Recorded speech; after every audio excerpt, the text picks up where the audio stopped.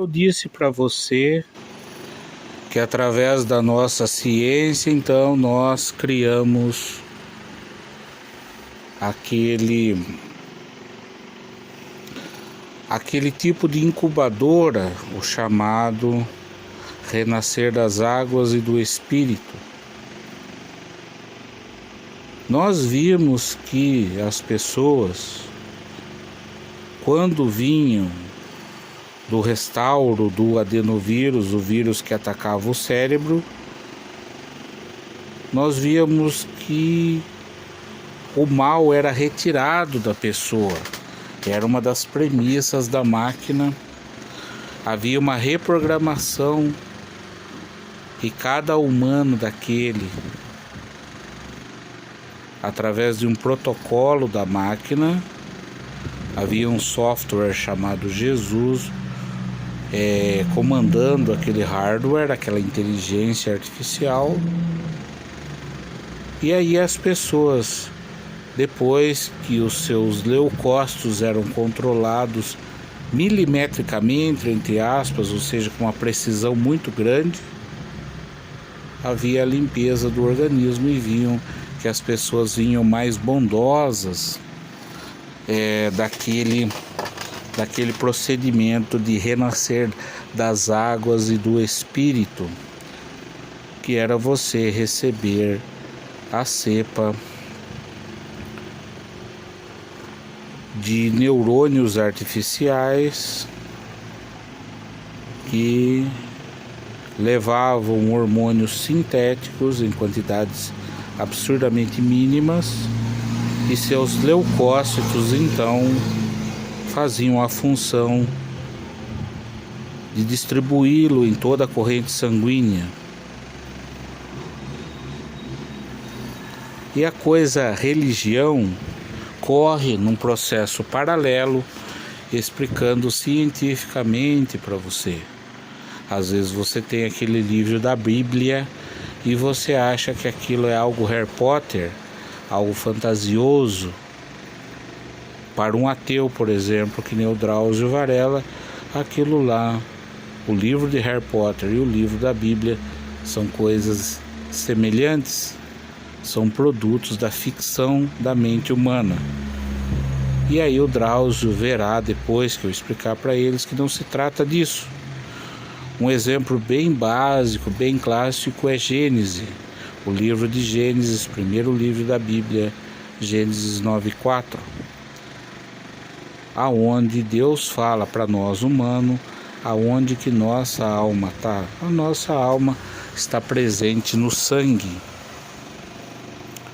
E aí Deus dá lá em Gênesis 9:4 a instrução para que você não coma a carne sem cozinhar do seu irmão, de outro ser humano, principalmente o sangue, porque você vai estar com ferida na boca, você vai estar... A probabilidade de uma contaminação, de haver uma contaminação por patógenos, será muito grande. Esse é o Drauzio Varela falando para você, se utilizando de textos bíblicos. Se eu chegar para o Drauzio, agora aqui eu vou ser crucificado nessa cruz, tá vendo? De madeira, com os braços abertos.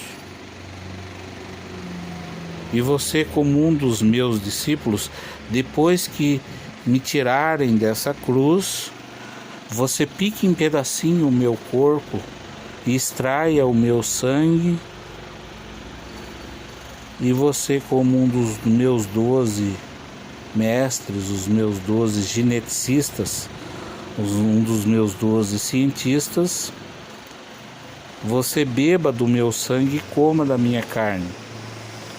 O Drauzio inteligentemente vai virar para mim, e eu, esse pseudo Jesus, fazendo uma comparação, uma cronologia semelhante ao indivíduo da Bíblia.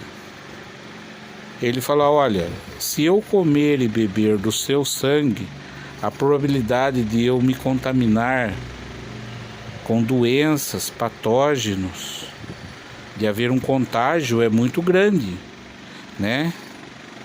O Drauzio fala, não vou fazer isso porque eu não sou idiota. E que a coisa do Jesus foi a mesma coisa.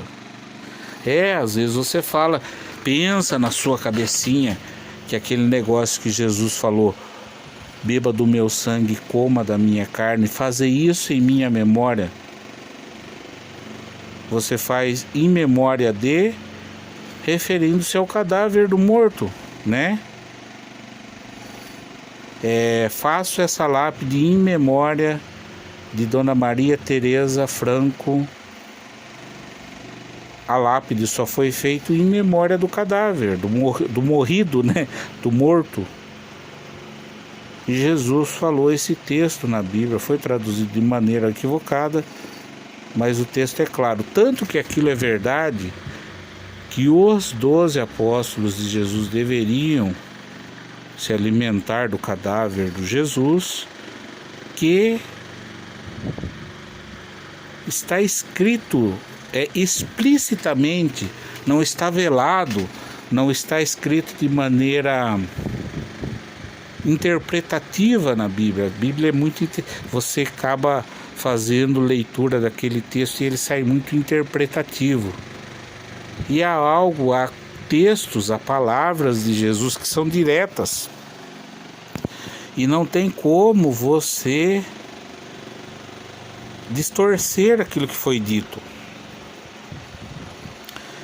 O texto bíblico diz lá no livro de João que daí os judeus que acreditavam naquele Cristo vieram para torná-lo o rei dos judeus, né?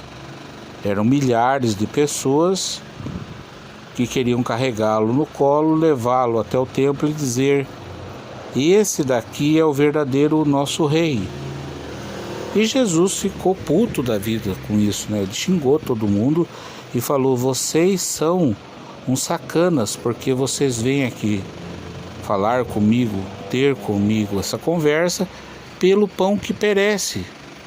Vocês viram eu por 2 vezes multiplicar pães e peixes, e vocês acham que então a sua vida terá ganho. Eu posso me tornar um vagabundo, comer e dormir só porque o alimento ficará garantido pela máquina de fast food de multiplicar pães e peixes chamada Jesus. Vocês não entenderam o que eu disse referente aos reinos dos céus. E aí aquele pessoal ficou todo bravo e começaram a xingar Jesus e foram embora. E Jesus ficou muito triste, sentadão lá no banquinho. E aí Jesus olhou para aqueles 12 e disse: por acaso vocês, filha das putas, 12 apóstolos, por acaso não querem ir junto com esses outros filhas das putas? Palavras de Jesus, está escrito isso na Bíblia. E aí os apóstolos disseram: não, Jesus, jamais. Mas veja bem, Jesus, um dos apóstolos disse: você fala coisas pra gente que é muito pesada de se ouvir, Jesus. Você disse nitidamente, com instruções claras: beba do meu sangue, coma da minha carne. Dura coisa o Senhor nos pede, mestre. Aonde que nós vamos comer o sangue humano cru e a carne de um ser humano? Isso daí, se fosse a carne e o sangue já de um animal, já seria uma grande ofensa. Imagine nós comermos o sangue, bebermos sangue e comermos carne de um ser humano. É muito pesado isso que o Senhor nos diz, Senhor Jesus. E ali o texto deixa claro, os apóstolos falou: o Senhor o Senhor Jesus, o Senhor nosso mestre, quando vir a óbito, nós não vamos comer a sua carne e nem beber o seu sangue. Jesus, você tá ficando louco? Fumou maconha, tá doidão? Não vamos fazer isso, disseram os apóstolos.